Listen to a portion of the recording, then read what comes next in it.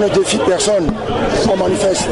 On veut surtout montrer que lorsque quelqu'un opère un coup de force, il faut s'opposer à lui. Il faut refuser tout ce qu'il fait. Et surtout, il faut montrer au chef d'État qui accepterait son invitation que la personne qui les invite n'est pas le gagnant des élections.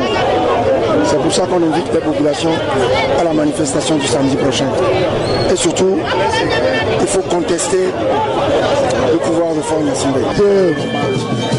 Toujours continuer à informer les populations sur ce qui s'est passé et de faire en sorte que ça ne se répète plus. Mais surtout, il s'agit de mobiliser les populations contre cette pratique de coup de force électorale qui se répète continuellement dans notre pays. Alors, monsieur Jean-Pierre Fabre, est-ce que nous allons assister à la réédition de 2010 ou après l'élection, on a marché pratiquement 3-4 ans? Je ne sais pas si vous le faites pour rigoler, mais moi je n'ai pas surtout envie de rigoler. Et je crois que nous sommes en 2015 et nous poursuivons un objectif. C'est de libérer le pays d'un système qui l'opprime depuis très longtemps. Et pour nous, tous les moyens sont bons. Eh bien, Jean-Pierre Fabre qui était à ce meeting, mais il y avait également Madame Adjamabo Johnson et qui s'était également adressée à ses partisans.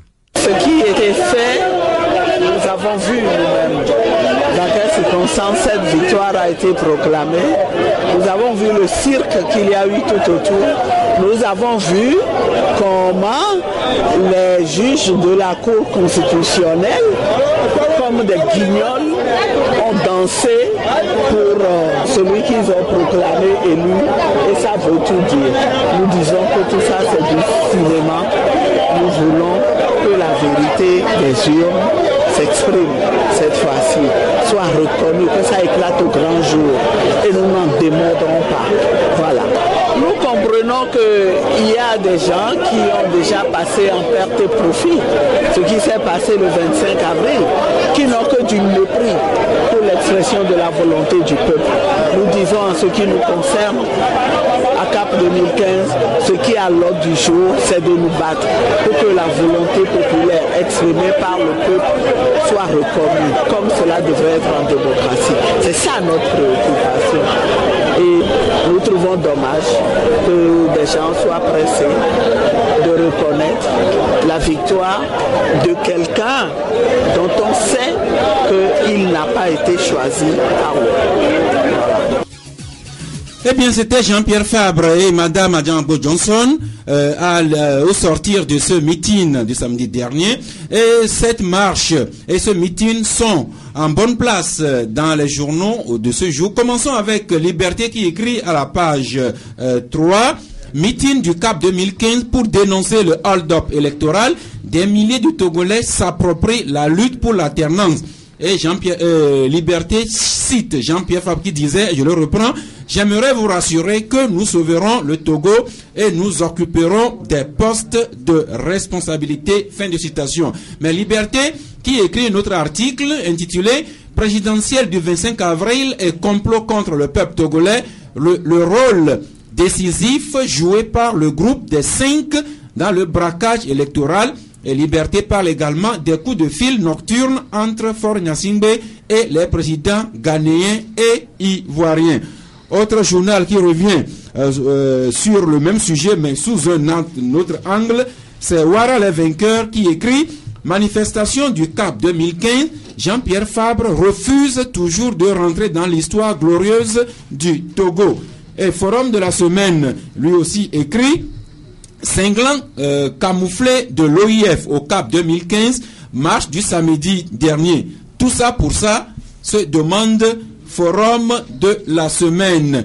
Pour sa part, Golf Info écrit contestation de la réélection de Faure Gnassingbé quand CAP 2015 tourne en rond.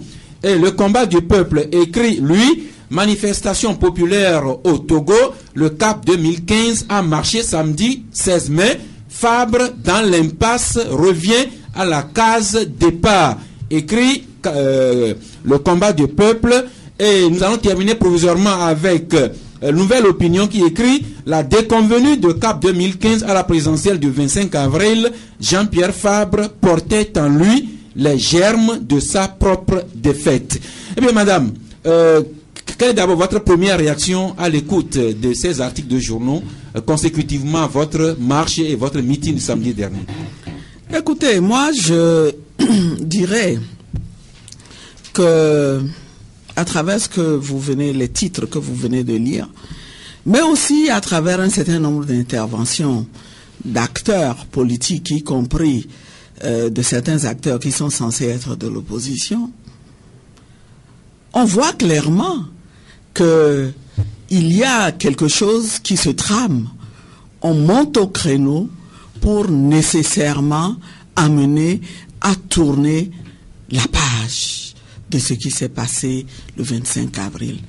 Une page honteuse pour tout notre pays. Et cette page-là, nous ne la tournerons pas. Nous ne la tournerons pas parce que ce que nous demandons n'est pas compliqué. Nous disons que nous voulons la vérité des urnes. Nous disons que ce qui a été proclamé le 25 avril n'est pas la vérité des urnes. Nous sommes en mesure de le prouver. Nous voulons une instance neutre pour prouver. C'est tout. C'est tout ce que nous voulons. Si, au terme de ce processus, il s'avère que cette vérité était vraiment que c'est le candidat fort qui a gagné, eh bien nous sommes des démocrates. Nous l'accepterons. Mais qu'on veuille nous clouer le bec, qu'on veuille nous amener à nous taire, en nous traitant de tous les noms, en nous menaçant. Nous recevons même des menaces, je peux vous le dire. Nous recevons des menaces, mais je dis que tout cela est ridicule. Face à l'enjeu de ce combat-là, nous ne nous tairons pas. Vous savez, les pays, la grandeur des pays a été construite par des hommes et des femmes de ces pays-là. Ce sont les hommes et les femmes qui font la grandeur d'un pays, qui écrivent l'histoire d'un pays. Et je refuse vraiment que on veuille me faire comprendre à moi que je dois me taire, je dois fermer ma bouche sur ce qui a été fait récemment. Je dis non. Non, je suis prête à tout, j'assumerai toutes les conséquences. Merci madame, vous ne vous tairez pas. Nous nous battons pour que personne ne puisse être contraint de se taire, mais plutôt de crier haut et fort ce qu'il pense. Mais il n'empêche quand même que, à votre avant-dernière marche, vous avez pratiquement sommé l'OIF de redépêcher au Togo le général Sangaré jusqu'au 15 mai dernier. Le 15 mai est passé, Sangaré n'est pas revenu.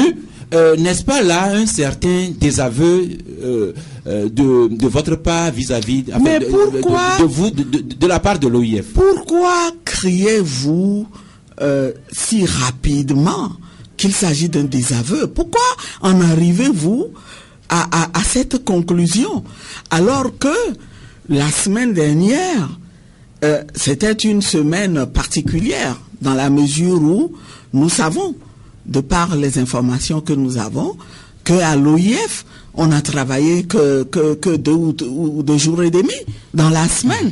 L'OIF est une institution qu'il faut respecter.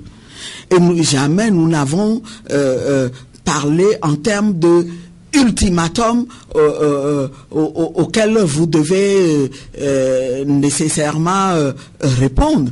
Mais nous sommes convaincus que c'est une institution respectable, que l'OIF comprend que CAP 2015 et son candidat méritent le respect et que la réponse de l'OIF, nous l'aurons.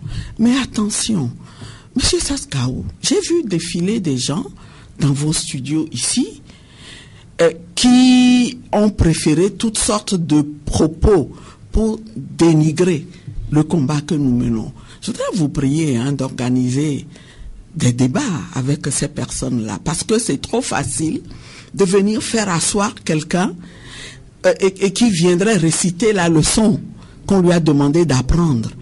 Et j'ai vu des responsables de partis politiques, comme M. Ducar, intervenir dans le débat depuis quelques jours, intervenir ici, dans votre studio, mais chez certains autres de vos confrères, Je voudrais tout simplement dire que, au lieu de participer à ce vaste mouvement qui veut amener rapidement à tourner la page, je voudrais rappeler au CAR et à d'autres partis politiques de l'opposition, dits de l'opposition, qu'ils nous doivent des explications sur le rôle qu'ils ont joué dans ce coup de force.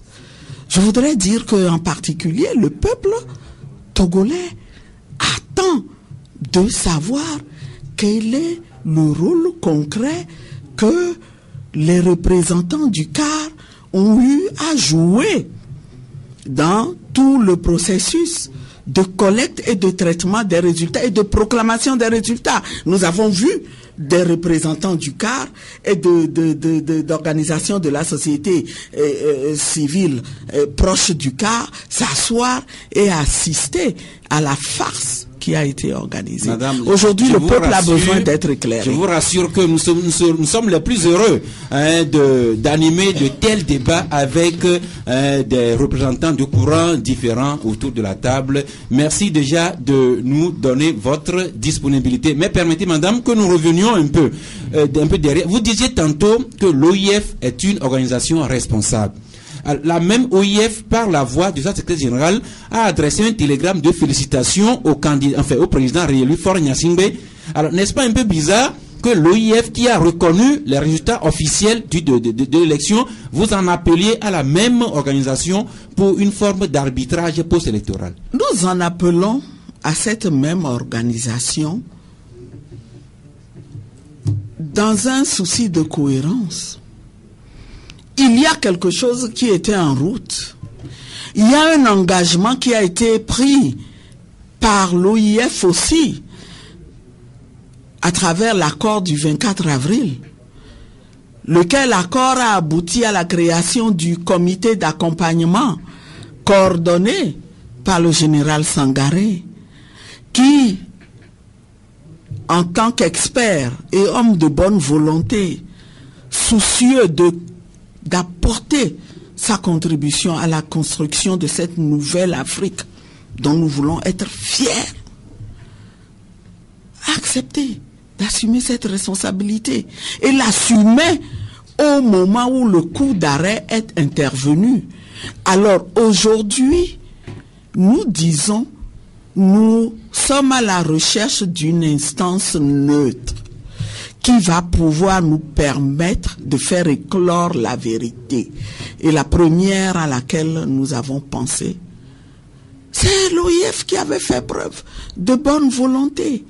Et donc, nous espérons que l'OIF comprendra qu'elle a quand même pris des responsabilités dans ce pays et qu'elle a le devoir moral d'assumer jusqu'au bout ses responsabilités. Vous avez parlé d'une déclaration qui a reconnu quoi? La déclaration émane de qui? Nous savons... De Madame Michaëlle Jean. C'est signé par Madame Michaëlle Jean. Vous l'avez vu, vous, en tant qu'homme des médias. Apprenez à scruter. Apprenez à faire une analyse des données que vous avez. Moi, je suis profane, mais l'analyse que j'en fais, c'est que pour un événement de cette taille, si j'avais été à la place de Madame Michaëlle Jean, j'aurais pris ma plus belle plume, même si je demandais à ma secrétaire de me proposer un texte, je lui aurais demandé de l'écrire en mon nom. Pas de l'écrire à la troisième personne mais madame, ce télégramme jamais je ne l'aurais fait. Madame Michaëlle Jean, en tout cas, Madame Michaëlle Jean, la secrétaire générale de l'OIF l'a fait, comme les institutions, les Nations Unies, l'Union Européenne, les grandes puissances armées du Togo, comme la France, les États-Unis d'Amérique. Alors, est-ce que vous voudriez un peu douter de l'authenticité de cette télégramme de félicitations qui émane de par le monde entier à l'endroit du nous sommes en politique et en diplomatie. Je ne doute pas de son authenticité, mais je dis qu'il y a une différence entre ce qu'on fait écrire à la troisième personne du singulier, ce qu'on écrit soi-même et qu'on assume et qu'on signe de sa plus belle plume. Et puis voyez-vous, la communauté internationale a toute sa place. Toute sa place dans le cheminement d'un pays, dans la mesure où il faut nécessairement qu'il y ait des relations de coopération, d'échange entre les pays. Il faut nécessairement que des institutions internationales qui ont été investies d'un mandat agissent conformément à leur mandat pour que le monde entier puisse évoluer dans la paix et suivant les grands axes de coopération arrêtés consensuellement. Mais je dis que ce n'est pas parce que une institution ou des institutions de la communauté internationale ont envoyé un message de félicitations que pour nous, Togolais, qui sommes les premiers concernés, le combat doit s'arrêter. Je suis vraiment surprise par ce raisonnement que je commence à entendre et que je classe aussi dans toute cette tentative de faire arrêter le mouvement de contestation et l'empêcher de s'éclore et de réussir. Ne me dites pas, le PNUD les Nations Unies ont reconnu, l'Union Européenne a reconnu, le groupe des 5 a reconnu. Qu'est-ce que vous pouvez faire? La CEDEAO a reconnu. C'est qui la CEDEAO? Vous savez, entre une position officielle qu'un individu sort au nom d'une institution et les convictions réelles des différentes composantes de cette institution, il y a parfois une très grande différence et je peux vous dire que c'est le cas concernant le Togo. Jacques Jacouti. Non, je crois que, madame, permettez quand même que je puisse vous féliciter pour votre engagement, l'engagement surtout du CAP 2015 et le leader également de CAP 2015. Mais il faut qu'on soit quand même réaliste, madame, par rapport à ce que vous venez à l'instant d'avancer. C'est vrai que vous avez écrit à l'OIF par rapport au déroulement de ces élections, surtout la nuit de la proclamation des résultats. Je crois que tout est parti de là et c'est par rapport à ça que vous avez envoyé la lettre pour que l'OIF qui avait commencé le travail puisse parachever ce qui avait été débuté au début par rapport à ces élections.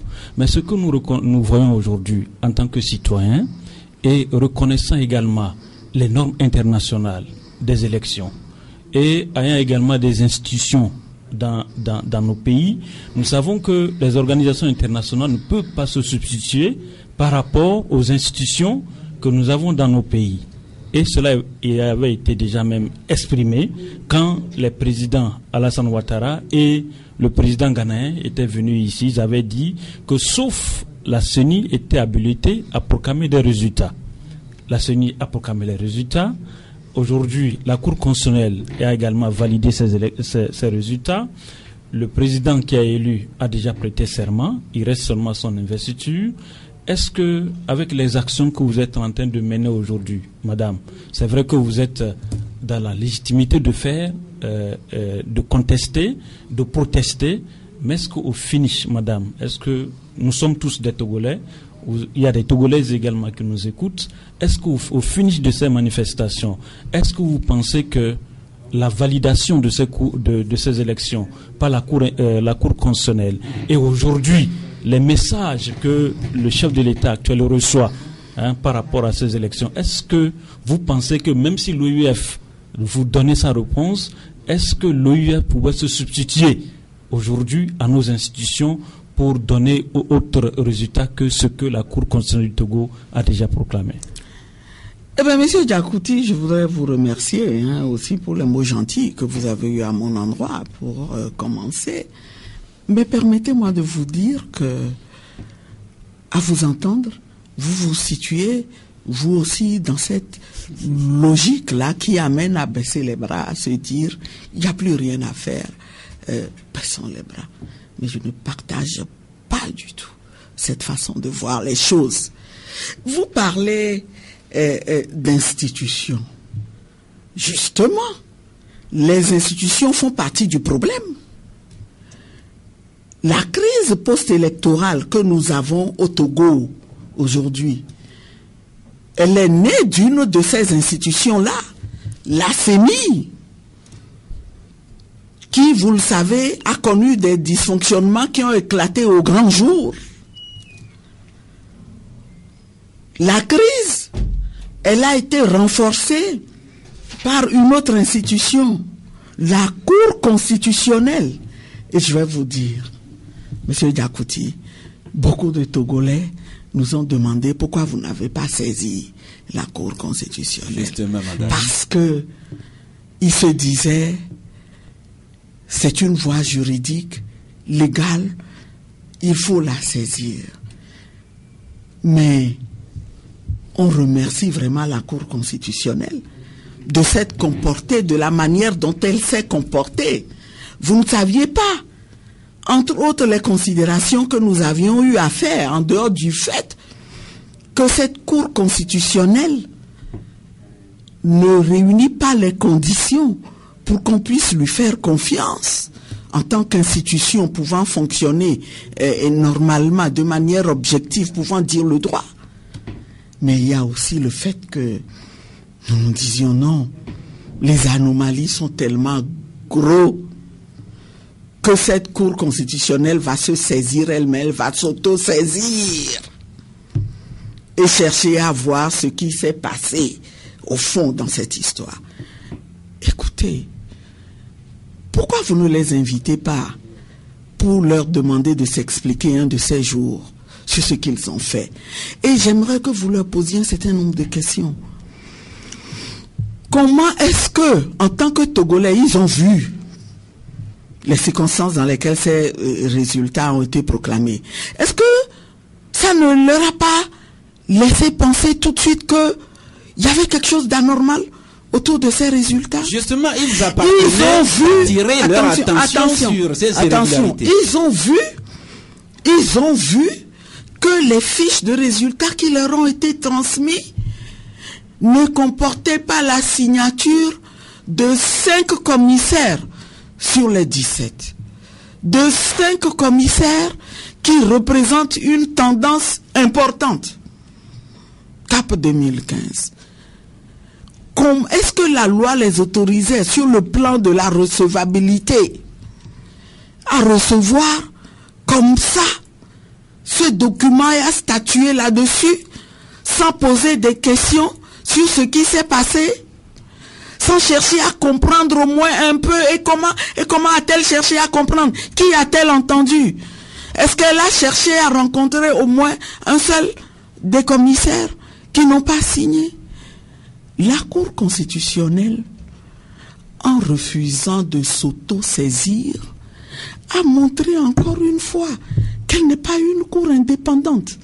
Et mieux, elle proclame les résultats et les membres commencent, le cirque commence. La danse des guignols. Comment? C'est une cour impartiale. Vous honnêtement, attention, oui. Moi je dis quelque chose. Ce qui s'est passé en 2015 doit interpeller chaque Togolais, la conscience de chaque Togolais, et réveiller en nous le courage que nous avons, mais que nous ne voulons pas exercer. Le courage, au moins pour reconnaître ce qui est appelé un chat, un chat. Oui, ça, s'il te plaît, je voudrais que, Jacques, madame, pour ce grand respect que j'ai vraiment pour vous, je voudrais que nous sommes là pour éclairer effectivement le peuple, et nous voudrions que, avec ce sang-froid que vous aviez, que vous preniez effectivement votre temps, prenez le calme pour lequel on vous reconnaît, pour que vous puissiez vraiment répondre au peuple. Il y a des milliers qui vous écoutent aujourd'hui, madame. Sur les élections. Que je ne réponds pas? Non, sur la question que je voudrais vous poser. Moi, parce que la question que je me pose, certainement qu'il y a 10, 20 personnes qui se posent la même question. Oui. Donc je me mets à la place des autres. En tout cas, je voulais vous poser cette question. Oui. Vous avez dit à l'instant que vous ne vous reconnaissez pas dans la Cour constitutionnelle, parce que la Cour constitutionnelle est impartiale par rapport aux résultats que cette Cour a donné. vous avez refusé de saisir cette même cour pour réclamer ce que certains appellent le vol. Aujourd'hui, vous avez écrit à l'instance de l'OIF pour réclamer votre droit. Si, par exemple, disons que l'OIF reconnaissait que peut-être que c'est Fabre qui a gagné, est-ce que vous allez accepter de retourner vers cette cour-là pour accepter que cette cour-là puisse valider vos élections du moment où vous ne reconnaissez pas effectivement cette cour en tant que, parce que cette cour n'est pas partielle ou impartiale? Oui, Monsieur Diakouti, ce que je voulais vous répondre, c'est que il faut que vous compreniez, et ça nous devons être d'accord là-dessus, que à partir du moment où cet acte a été posé par la CENI et entériné par la Cour constitutionnelle, le Togo est rentré en crise post-électorale. Et en période de crise, les armes que nous avons, c'est des armes politiques que nous utilisons. Pourquoi vous me parlez de retourner encore à cette cour pour entériner une quelconque victoire? Ça veut dire que le Togo est dans quelque chose de grand, que c'est de grave, que vous n'arrivez pas encore à réaliser peut-être. Ça veut dire que on doit remettre les choses à plat dans ce pays. On avait déjà besoin de remettre les choses à plat. Et nous avons dit au CAP 2015, le mandat qui va venir servira à cela, en partie. Mais ce qui s'est passé depuis montre plus que jamais que tout doit être remis à plat. Ça nous a montré que dans le contexte que nous avons, parce que vous voyez, j'ai du mal à vouloir blâmer les hommes et les femmes qui incarnent ces institutions. Et je leur trouve la circonstance atténuante du contexte, de l'environnement politique dans lequel nous sommes, où les hommes et les femmes qui sont amenés à assumer des responsabilités n'arrivent pas à transcender leur peur, n'arrivent pas à résoudre la question existentielle que l'on se pose après avoir posé l'acte. Et cette question, elle est légitime. Que vais-je devenir? C'est vrai, c'est ce qu'il faut faire, mais si je le fais, je vais devenir quoi? Et je me dis, il faut absolument inciser l'abcès là. Il faut le faire crever pour qu'il y ait une vie politique normale, qu'il y ait un engagement politique normal. Soit, madame, mais il se pose des questions de fond. Vous parlez tantôt de la CENI, mais il faut rappeler également que les représentants du CAP 2015 ont fait partie de la CENI depuis le sommet jusque dans les bureaux de vote, et les résultats ont été remontés des bureaux jusqu'à la CENI. Ça, c'est d'un. La Cour constitutionnelle, hier, vous ou bien vos proches, vous avez saisi la même Cour constitutionnelle. C'est elle qui a reçu la signature et qui a validé également le dossier de votre candidat. Maintenant, vous en parlez en des termes que nous avons écoutés de votre bouche. Alors, est-ce que, à CAP 2015, est-ce que vous n'êtes plus en République? Est-ce que vous n'êtes plus républicain pour vous soumettre aux institutions de la République? En République, on a le droit de s'insurger contre les institutions qui ne jouent pas le jeu républicain. Et je voulais vous répondre à quelque chose que vous avez insinué tout à l'heure, lorsque vous évoquiez le fait que on a dû soumettre notre candidature à la Cour constitutionnelle pour être validée. Mais bien sûr que nous l'avons fait. Nous l'avons fait parce qu'il n'y avait pas de risque. C'était un recours gracieux, c'était un acte gracieux, un acte accompli en dehors de tout contentieux. Le problème naît lorsqu'il y a un conflit et où toute une armada de moyens sont déployés pour emmener les institutions à pencher du côté du plus fort, de celui qui il est fort tout simplement parce que il a toutes les ressources de l'État. Quel fort? Il a l'administration, il a les armes. Je n'ose pas dire qu'il a l'armée, il a les armes. Il y a une nuance. Et donc, voyez-vous, je voudrais vous exhorter à croire sincèrement que nous sommes dans une situation grave qu'il ne faut pas minimiser. Madame, il ne faut pas tourner en dérision la lutte. Vous voyez, il y a quelque chose de paradoxal dans ce pays.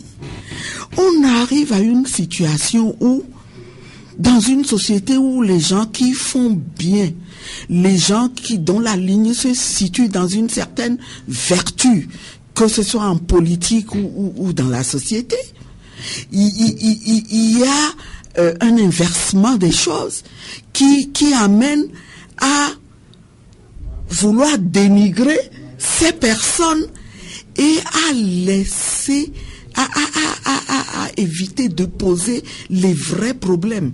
Dans quel pays vous, en tant que citoyen togolais, mais dans quel pays on peut accepter ces élections-là, ces résultats tels qu'ils ont été proclamés? Vous avez tout à l'heure évoqué le fait que nous avions des représentants non seulement dans la CENI, mais dans les CELI et dans les bureaux de vote. Ouais. Et j'ai entendu des intervenants dire ici, laissez croire que nos représentants avaient participé à tout et étaient d'accord avec tout. Mais je peux vous dire que ce n'est pas vrai. Je peux vous dire que ce n'est pas vrai que de nos représentants ont eu le courage parfois de refuser de signer, le courage de ne signer que sous réserve, sans oublier ceux qui ont signé parce que la menace était tellement forte sur eux que, étant isolés, ils ont posé cet acte. Mais nous ont donné par la suite des preuves, nous ont apporté des preuves. Aujourd'hui, nous disons, nous avons les PV. Je vous assure. Asseyons-nous. Et puis confrontons ces PV nous allons revenir, madame. À ceux qui ont servi à proclamer ces Nous reviendrons au PV, mais encore une fois, la République et ses institutions. Je rappelle tout humblement que les institutions du Togo, telles qu'elles sont aujourd'hui, avec ce qu'on peut leur reprocher, sont issues de la conférence nationale souveraine de 91 et également du dialogue politique inter-togolais de 2006. Et vous étiez, vous et vos camarades du CAP 2015, vous étiez aussi bien à la conférence qu'au dialogue politique inter-togolais, qui ont accouché de nos institutions aujourd'hui. À partir du moment où vous êtes sortis du cadre tracé par les institutions, est-ce que vous ne devenez pas une forme d'insurgé contre la République? Ce sont d'abord les institutions qui sont sorties du cadre légal. Nous avons dit, je ne sais pas si vous avez lu notre première déclaration, il me semble, où nous avons fait observer que, en procédant de la sorte à la publication des résultats, le président de la CENI et la CENI, en tout cas pour ce qui en reste et qui a participé à cet événement, mais ils sont sortis du cadre légal. Et puis laissez-moi vous dire, si on devait mener ce raisonnement, aujourd'hui il n'y aurait pas eu de changement au Burkina Faso. Il y avait des institutions qui fonctionnaient. On n'aurait pas eu de changement dans ce pays. Mais le peuple a compris que le changement était nécessaire et il a mené son combat de la manière dont il l'a mené.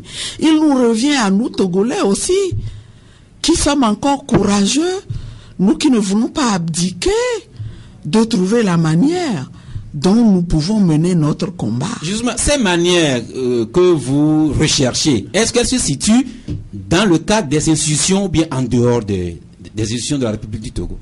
Écoutez, ce que vous êtes en train de nous dire, tel que les choses sont enclenchées, c'est clair aujourd'hui que c'est un combat politique que nous menons. C'est un combat politique. Parce que votre question renvoie au raisonnement qui veut que nous menions un combat en nous conformant aux voies de recours légales. Mais nous vous disons que ces voies de recours légales, nous avons fait le constat et la Cour constitutionnelle nous en a administré la preuve une fois de plus en refusant de s'auto-saisir de toutes ces anomalies, Est-ce que vous savez que dans certains pays, même dans les plus grandes démocraties, en France, ce que nous avons vu ici, il n'en a pas fallu autant pour que on annule des résultats d'élections. On en a annulé récemment en France. Et j'ai retenu quelque part que le juge avait juste constaté qu'il y avait quelqu'un dans le département qui avait une attitude, ou en tout cas qui semblait désigner aux électeurs le sens dans lequel il fallait voter. Vous comprenez, M. Gaou? On a annulé les élections pour ça. Vous savez ce qui s'est passé ici au Togo? Au moins, si on s'en était tenu uniquement à indiquer le sens du vote aux gens, on comprendrait. Mais c'est qu'on a fait pire. C'est qu'on a bourré les urnes, y compris des spécimens. Où étiez vos représentants dans les bureaux de vote quand les urnes se bourraient? Mais vous pensez qu'ils ont fait ça? Ils ont tout fait comme ça, devant tout le monde, dans le bureau de vote? Ils en ont fait à certains endroits. Et je vous dis que nous détenons des bulletins pré-votés pour le candidat fort que nos représentants ont arraché, je dis bien arraché, des mains de ceux qui voulaient les introduire dans les urnes. Ils en ont introduit certains, mais on a pu en arracher certains. Okay. Il s'agisse des PV, de toutes ces preuves, tout cela est en lieu sûr. En lieu sûr. Voilà. En temps nous aurons l'instance neutre et nous sortirons. Nous avons des noms. Qui a fait quoi? Que la preuve, nous avons tout. Vivement que ce temps opportun arrive et qu'on découvre toutes ces preuves. Okay. Jacques Fouti. Madame, nous savons qu'en politique, il y a ce que nous appelons également le rapport de force. Aujourd'hui, quelle force avez-vous pour pouvoir confronter déjà ce qui s'est passé? Nous savons, je le disais à l'instant, le président a déjà prêté serment. Quel rapport de force vous avez encore pour arracher la victoire dont on vous a volé? Certains pourront vous dire même que Dieu a déjà avalisé ce vol même. Bon, qu'est-ce que vous avez à dire? Oh, faut pas blasphémer, mon ami. Non, mais certains vous diront Dieu que n'avalise jamais, ne peut jamais avaliser un vol. Mais c'est que les chemins de Dieu, ils sont pas semblables aux chemins des humains. Dieu est à l'œuvre.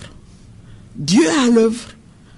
Parce que Dieu, par essence, il est vérité, il est amour. La vérité, là, ça fait partie de la quintessence même de Dieu. Et il sera toujours du côté de ceux qui cherchent la vérité. Revenons dans le domaine profane. Vous avez posé la question de savoir quelle force nous avons. Nous avons la force que nous donne notre conviction. Nous avons la force que nous donne le désir ardent de ce peuple de s'incasser à Lomé, de voir enfin une autre équipe à la tête de ce pays, d'être gouverné autrement. Et c'est pour ça que nous nous disons ce que ce régime fait est inacceptable. Merci, Parce madame. que voyez-vous, ce régime veut faire croire qu'au Togo, on est dans une situation où, dans une certaine partie du pays, dans la partie septentrionale, les gens ne veulent pas le changement. Les gens soutiennent un régime séquentenaire. Alors que c'est seulement dans la partie, c'est au sud, que on est contre ce régime. Et j'ai entendu dans ce studio certains de vos confrères réciter la dernière fois des leçons qu'on leur a donné à apprendre et qu'il fallait absolument qu'ils apprennent. Et Madame, vraiment, je vous dis, excusez-moi, ce n'est pas très élégant ce discours à l'endroit des journalistes, s'il vous plaît, madame. Non, mais écoutez, il faut appeler un chat, parce que la façon dont c'était rendu, ça crevait les yeux. Mais madame, vous avez la liberté de dire votre conviction, vous respectez quand même la liberté des journalistes de faire également leurs analyses et commentaires. Bien sûr que vous êtes libre de faire vos analyses et commentaires, mais en tant que journaliste, vous ne devez pas vous faire le porte-parole d'une tendance donnée. Moi, j'apprécie la manière dont M. Diakouty m'apporte la contribution. Je ne sais pas quelles sont ses convictions politiques, mais j'ai du plaisir à discuter avec lui. Par contre, ayez le courage, faites le ménage dans vos rangs. Faites le ménage dans vos rangs, parce que ce à quoi nous assistons n'honore pas votre corporation. Et ça n'honore même pas notre pays, où vous avez des acteurs politiques qui se cachent et qui font faire le sale boulot par des journalistes qui sont censés avoir un minimum d'esprit critique. Quand même. Là, c'est un autre sujet que vous posez, mais pour revenir rapidement dans ce qui nous concerne aujourd'hui, madame, en clair, est-ce que vous contestez les résultats qui proclament Faure Gnassingbé vainqueur? Autrement dit, est-ce que vous réclamez la victoire pour votre candidat, Fabre Jean-Pierre, ou bien vous voulez seulement poser le problème de la crise au Togo qui demande qu'on s'y prête autrement? Mais c'est pareil. Nous contestons ces résultats. Nous réclamons la victoire. Si nous demandons la vérité des unes, vous pensez que c'est pour le plaisir de demander la vérité des unes? C'est parce que nous savons qu'au fond, ce processus-là, si on le mène, on le déroule, il va aboutir à d'autres conclusions. Et nous disons que par la même occasion, ce qui s'est passé là est l'illustration de ce qu'il faut remettre les choses à plat dans ce pays. Alors encore une fois, voilà, madame, est-ce que vous êtes toujours dans le contentieux électoral ou bien vous êtes plutôt dans la dynamique de remettre toutes les questions politiques à plat au Togo? Monsieur Sasgao, madame, je suis dans le contentieux électoral. Et par la même occasion, je démontre qu'il faut remettre les choses à plat. Ok. Je suis dans le contentieux électoral et j'utilise les moyens qui sont pertinents par rapport à la situation.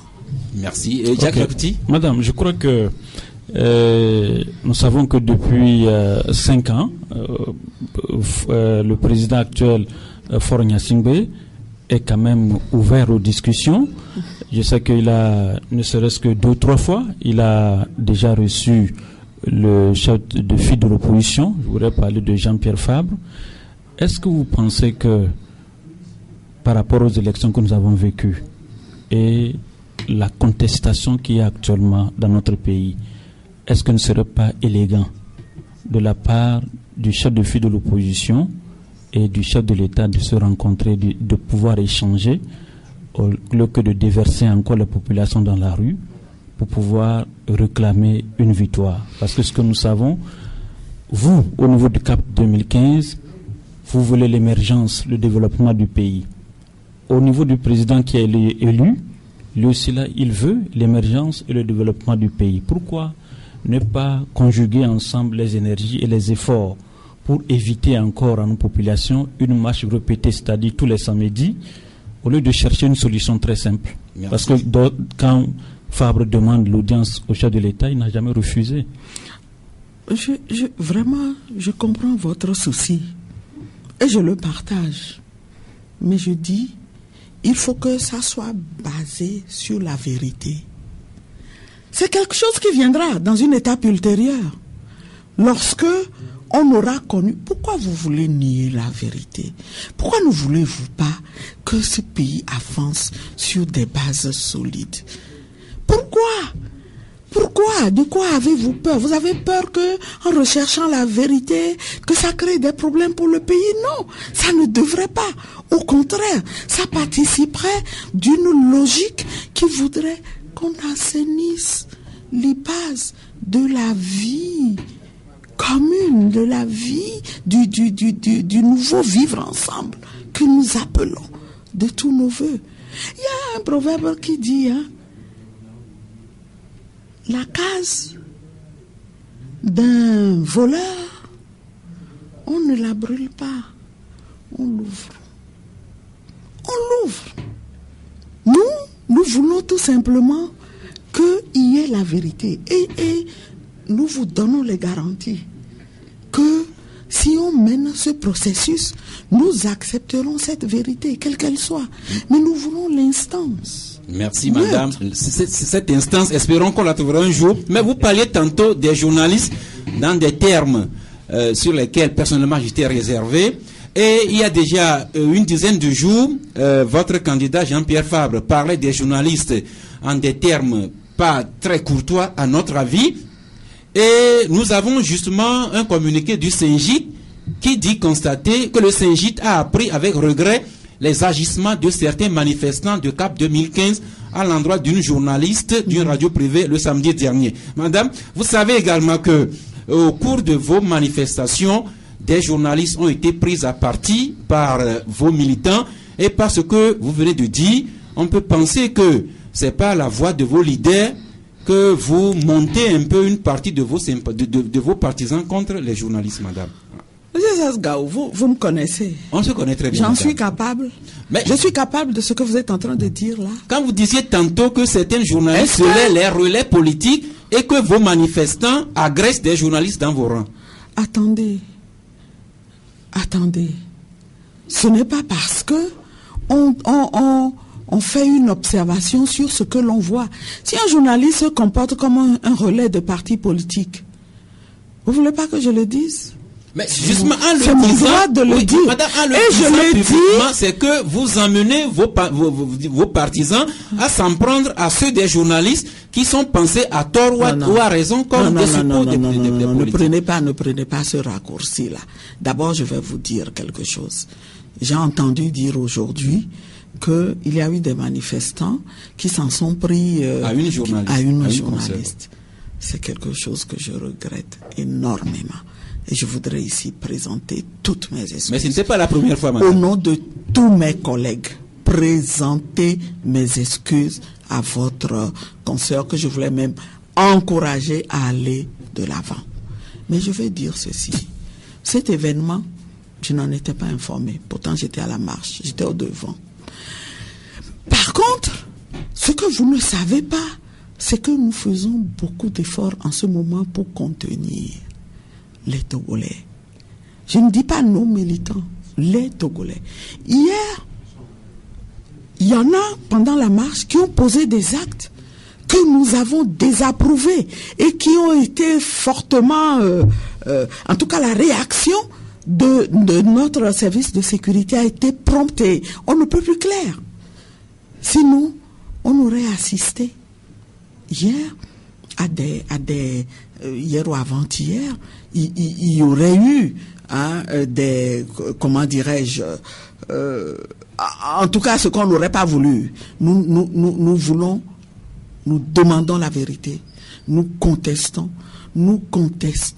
en tant que citoyens, nous contestons tout en prenant garde à ne pas porter atteinte à l'ordre public, à ne pas porter atteinte à la liberté d'autrui. Voilà. Maintenant, Monsieur Sasgaou, j'ai encore une autre question à vous poser. Moi, c'est vous qui... La règle du jeu, c'est que c'est vous qui devez poser. Oui, malheureusement, encore que le temps qui nous est imparti... Moi, j'ai fait une autre observation s'agissant des journalistes que je voudrais vous dire, dont je voudrais vous faire part. Je ne sais pas si vous l'avez fait vous-même. Il y a une dérive grave vers un musellement, un contrôle à outrance de l'exercice de votre métier par le régime en place. Est-ce que vous prenez conscience de ce qu'on est en train de vous mettre dans un carcan et que non, madame, ce que je sais, madame, on veut faire en sorte que madame, vous ne fassiez plus votre travail oui, avec le regard critique peut-être, qu'on attend de vous. Mais en même temps, madame, est-ce que vous en êtes... ce qui est évident, c'est que tous les bords politiques je suis l'ami des journalistes. Contrôler la presse. Je suis l'ami des journalistes. Oui. Je suis ouverte à discuter avec tous les journalistes. Mais je discuterai avec la franchise qu'on me connaît. Et parmi les gens qui menacent, qui traitent de tous les noms, il y en a qui se disent journalistes aussi. Mais je veux leur dire que notre lutte est fondée sur du roc. Merci, merci madame. Qui nous pousse je suis très heureux de vous avoir dans ce studio et je sais que vous-même ou bien vos camarades vous répondrez favorablement à nos invitations. Peut-être que c'est vous-même qui allez attirer notre attention à ce que nous ayons toujours des débats pluriels. Mais madame, je voudrais vous transmettre cette doléance, même si je n'en ai pas la qualité. Soyez rassurés que les journalistes ne sont pas les ennemis, même pas les adversaires de CAP 2015. Merci, laissez seulement les journalistes faire leur travail, même s'ils sont de temps en temps critiques vis-à-vis à votre endroit. De temps en temps, vous dites toujours, vous devriez dire. Ouais, et moi, je voudrais souhaiter longue vie, oui. Très longue vie à votre émission. Et pour cela, j'aimerais vous emmener, vous demander de faire attention à ces choses-là. Vous rendez énormément service à ce pays. Ne faites pas en sorte qu'on vous amène là où vous ne devriez pas y aller. Soyez maître. Merci. Ainsi a parlé Brigitte Kafoué Adjamagbo Johnson.